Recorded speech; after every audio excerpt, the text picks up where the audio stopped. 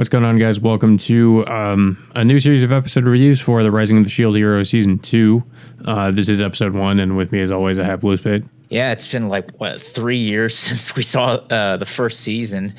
It's kind of hard to believe it's actually been that long. Yeah, I mean, well, originally they wanted to air this season, I think, back late in late last year, 2021, but of course, because of the pandemic affecting Japan, they had to push it back for about a few more months, which is kind of understandable, I guess.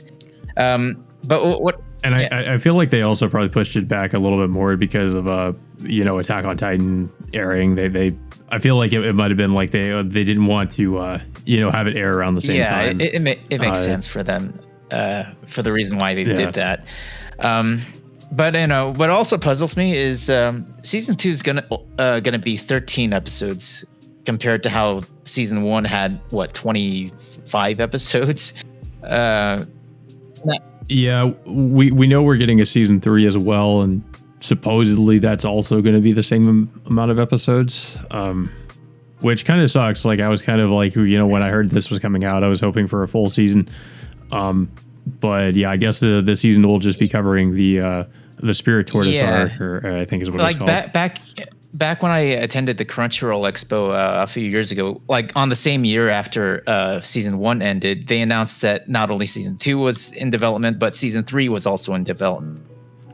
And so it led many to believe at the time, thinking that we were going to get at least 4 cores of material. But it turns out, as of late, they decided that they're just going to split the 2 cores into 2 separate seasons, which is kind of, I don't know, how I feel. Yeah, it's a little bit disappointing. I just didn't know how I really felt about it. If that was going to be the case, why didn't they just announce this simply as season 2? Unless if there was a reason that maybe we won't get season 3 until maybe 1 year from now, if that's the case. Well, you also mentioned they said they were in development. I'm guessing they were in development around the same time or something. I would expect that it shouldn't take as long for season 3 to come out. Probably. I think there was a lot of reasons as to why season 2, like we mentioned before, the pandemic and the and some other issues like the delayed season 2. But hopefully that doesn't, the same issues don't crop up with season 3, and we actually end up getting it not too long after season 2. So season 2 in particular, it is going to cover the Spirit Tortoise arc, which is, I think this covers volumes 6 and 7 of the light novel. Now the one. So I'm wondering, actually, is the light novel still ongoing, or is it actually finished? It's still ongoing, but there's still enough material for them to cover on what they're going to be adapting for this season, and of course season 3 as well. But for right now, there's one thing I do want to point out. Ever since the end of last season, apparently they ended up swapping certain details between what happened at the end, the end of the Spirit Tortoise arc in the light novel and the end of season 1. So, if for those that remember, at the end of season 1, Naofumi becomes the regional lord of Raphtalia's village, Sayed. Now, what's funny is he doesn't become the lord of that village until the end of the Spirit Tortoise arc.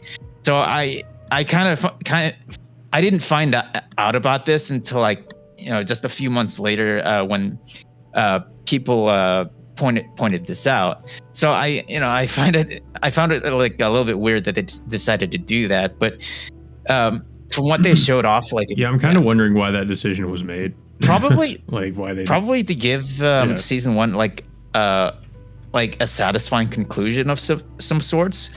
But when I read, but when I read the what was it, the start of volume 6 of the light novel. So the light novel begins at the end of the battle between Naofumi and Glass at Kelmera, and then they immediately head back home, and then they're immediately faced with the threat of the Spirit Tortoise, and then soon afterwards they have a meeting with the Queen along with the other 3 heroes to talk about the spirit tortoise, which of course we will get into this episode. So the start of this episode is of course picking up I would say sometime after season 1. Naofumi is looking over the village, checking on things, and of course he's overseeing the training of Rishia, who is one of the newest characters and new party members that Naofumi recruits at the end of season 1. Now Rishia is a character that got introduced like incredibly late at the end of season 1. So for those that don't know her, she was actually a former party member of Itsuki's team, who is of course the bow hero. Now what happened to her is supposedly she got kicked out of that group because she was deemed too weak, but other reasons was probably because like she helped out the shield hero during his fight against Glass. So some of her teammates didn't take a liking to that, so they sort of made up an excuse to Itsuki to kick her out of the group, which honestly I believe that was kind of a shitty decision on Itsuki's part for him to do that. But I feel like there's something else going on between what's happening between Rishia and Itsuki at the same time. It's possible. I mean, because it's hard to believe considering what we learn about. Well, I'm guessing what we will learn maybe late, because they actually don't really bring this up in the episode. But we did get a trailer that kind of, I guess, shows some content from future episodes where it seems to imply that like Itsuki kind of like helped Rishia, which is helped her out somehow, which is why she's so indebted to him. And if that's the case, it kind of is weird to me if that Itsuki would just kind of kick her out of his party and abandon her after like helping her like that. It doesn't really add up. So yeah, I feel like there probably is something else going on. Yeah, and of course, the first time they interact with each other in this episode, Itsuki like checks up on her and asks like, "How are your parents doing?" And she responds like, "Oh, I told them I was doing okay. I sent up a letter just recently, but mm-hmm. But of course, like she tries asking Itsuki if she can come back to the group, but of course, Itsuki refuses, and her teammates like butt in, like just telling her how weak she is and so on and so forth. And then like Itsuki, of course, dismisses her soon afterwards, and of course, Rishia, of course, doesn't take that too well, and she didn't really take this too well. Back at the end of season 1. Back when Naofumi and the others first found her, she was like trying to commit suicide by drowning herself. And honestly, it's like it's like I am really having a hard time, wondering what the hell's going on with Itsuki, of like what she really thinks about her. What went about his decision for him to do this in the first place. Yeah, there's definitely something we're not being told. Yeah, it's but anyway, but at the beginning of this episode, we find out that Raftali's village is of course gets attacked by these giant bats attacking the village, and of course, Raftalio and Philo managed to fend them off easily, and of course, Naofumi finds out that they're familiars coming from like this gigantic thing called the spirit tortoise. And what he also finds out that the countdown for the next wave ends up stopping, and he finds out that there's this number that pops up in his HUD. So he doesn't know the reason why this is happening until he finds out that the spirit tortoise is the one responsible, causing this whole amount of destruction that's happening right now. Yeah, we also get introduced to some of the new characters that I guess join Naofumi's village, which is some of them I don't know if he names who that one woman is who's like a swordsman or like a fencer or something. We see her in the opening too, and then the older woman who I guess she's the one kind of like training some of the characters. I don't know what the deal is with Rishio wearing the penguin suit as much as she does. Like, I do remember them doing that in the end of season 1 where they wore the penguin suits, but I forget. I'm not really sure why Rishio insists she's on wearing that because she's trying to hide her like embarrassment or her expression of sorts. So that it's the reason why she's wearing it, including times when she was wearing it during the time when Naofumi and the others were stopping at a village like selling products and stuff. Yeah, she wears it a few times in the episode. Yeah, so we go back to the kingdom where we see the queen summoning all the heroes all together to talk about the spirit tortoise, which she reveals that it's like some kind of like event that happens like every few centuries, and she's asking all the heroes to band together to stop this thing. However, like the others, like, well, okay, so what was it? Moriyasu, Itsuki, and Ren all just straight up refuse and then just walk out, which I'm just like why?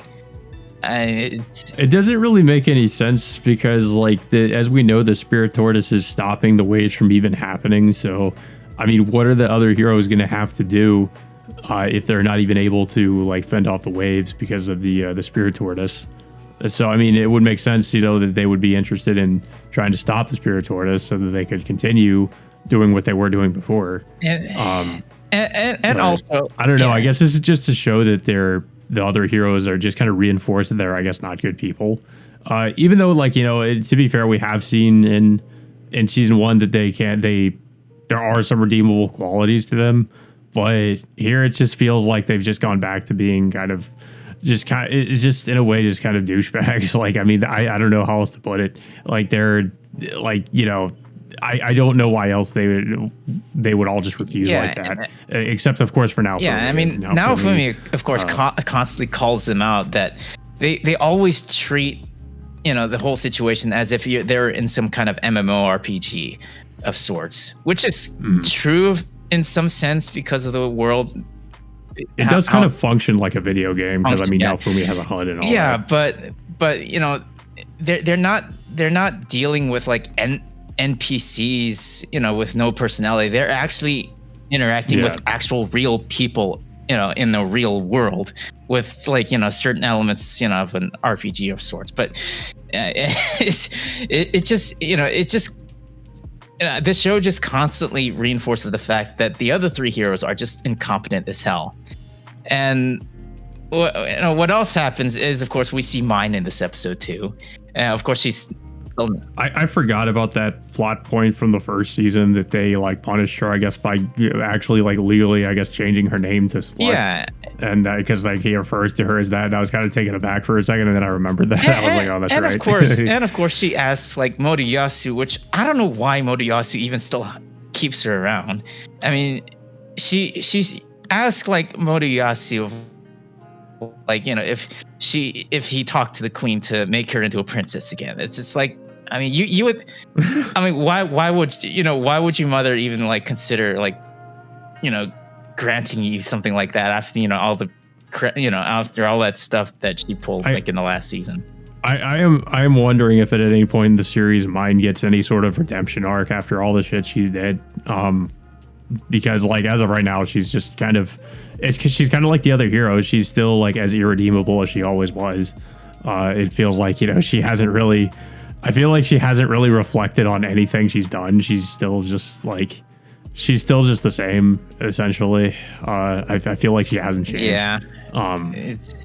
It's you know, it's just the same as ever. And now, of course, Naofumi is the only hero to accept the job to go after the spirit tortoise and somehow stop it.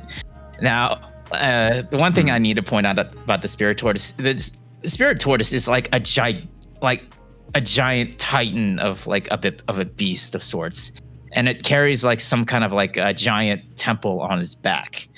So, you know, you have to wonder like how Naofumi and the others are somehow going to stop this thing without the aid of the other heroes. Yeah, it really does feel like one of those things that he would actually need the help of the other heroes for. Yeah. So the second half of the episode kind of slowed down just a little bit, because we were treated to this like actually before this, Raphtalia takes Rishia over to to the slave camp and suggests that be Naofumi's slave to improve your stats, which is kind of like, it's hard for me to really just keep a straight face looking at this scene. It's just like just be Naofumi's slave and you can be better and stuff, which is kind of funny. I guess that's how it works. Which I don't know. Like, I feel like I mean, like, slave, like I must have forgotten about that plot point, I guess, from season 1, where I guess if you're Naofumi's slave, you get, I guess, a stat boost or whatever, which is why Rishia agrees to it, because she wants to be, more powerful than she is right now. But Naofumi at least says, like, yeah, I'm not going to force her to do it if she doesn't want to do it. But of course, Rishia is like, it volunteers to do it anyway. Yeah, so she eventually gets the slave crest and of course gains some amount of stats in the process. So but like I said, like we were treated to this this travel montage of all the others heading toward the spirit tortoises and of course it kind of like takes up some amount of time in the second half of the episode. But we do get like a certain scene while they're camping out where Fila ends up communicating with Vittoria, who's of course the filial queen that Naofumi and the others interacted with on the second half of season 1. Yeah, and I also, as another plot point I forgot about, that they actually communicate using the strand of hair on their head, or at least Philo uses that to communicate with Vittoria, and Vittoria uses the 3 strands of hair on her head to communicate with her. Yeah. And there was another plot point during season 1 where Vittoria reminds Naofumi that if the other heroes aren't willing to work together, then she will take it upon herself to eliminate the heroes. The reason why she wants to do that is if the current set of heroes are eliminated, then the kingdom will be forced to summon another set of heroes from another world. Now for Vittoria to do that is kind of a gamble, because you wouldn't know what type of person would be able to take over that spot. But of course, we won't get to find out until maybe later if that'll be the case.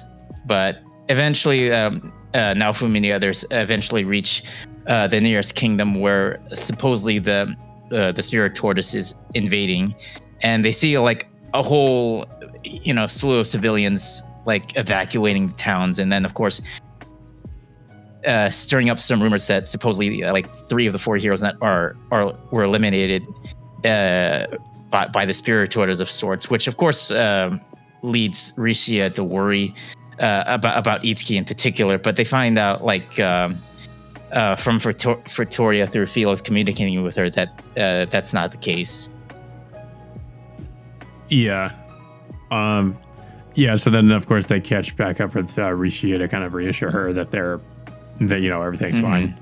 Yeah, and of course soon afterwards they are attacked by more of the tortoise's familiars, which of course giant bats, and I think I don't know if they were trolls or orcs or something like that, but eventually Naofumi and the others managed to fight them all off, with Naofumi of course using his curse shield, which I was surprised that he decided to use it this soon after the end of the first season. Yeah, I forget how many I guess offensive abilities his shield actually has. 'Cause he's actually able to dispatch quite a few of them before he even uses the curse shield. and then also the fact that he's able to actually control the curse shield this time, because I mean, I guess he did actually, if I remember correctly, I think he might have been able to control it better at the end of season one. If you also remember, there was that one ability that was that almost nearly killed him. I think it was the blood sacrifice shield ability that he. It was, yeah, because I remember like I think it was like when he fought against that priest, he had to like he nearly like I guess killed himself by what he was doing. So I think that might have, yeah. But yeah, this time he's actually able to, control the curse shield for the most part. Yeah, but it still like negatively affects him at times. I mean, you see him like, in a nearly exhausted state after he ends up using it.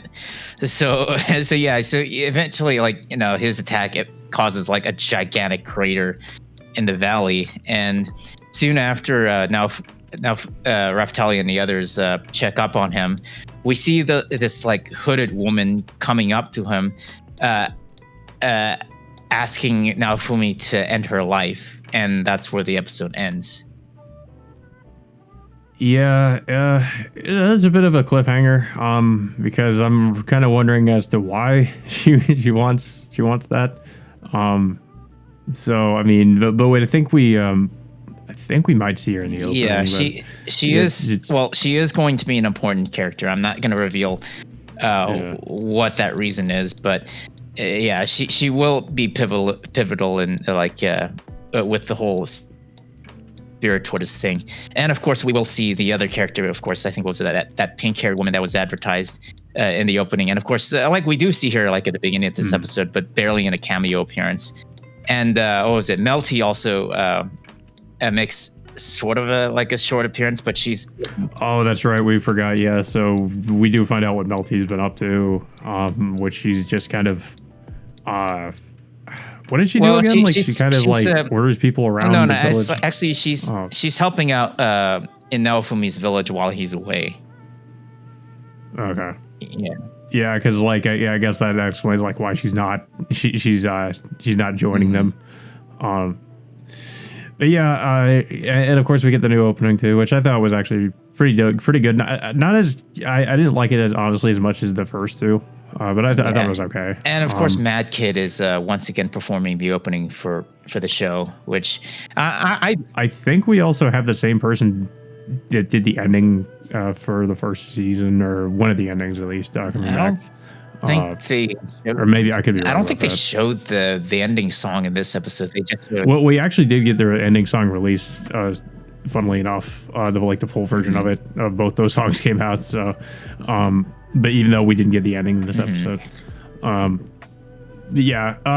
thought it was a fairly decent episode for the first episode. I just thought it was a little bit slow at times. I think my least favorite part is just when they're actually like traveling to get to where they're going. I thought the pace kind of slowed down a little bit there, and it kind of it turned into a bit of a montage, I guess, of them kind of like getting from point A to point B, basically. Yeah, it was. I mean, to me, it was. I think it was a necessary episode for them to reintroduce some of the characters, as well as building up to this new plot with this, with the whole spirit tortoise arriving in this, in this 13 episode arc. Yeah. Yeah, I didn't really have too much else to say. Like, I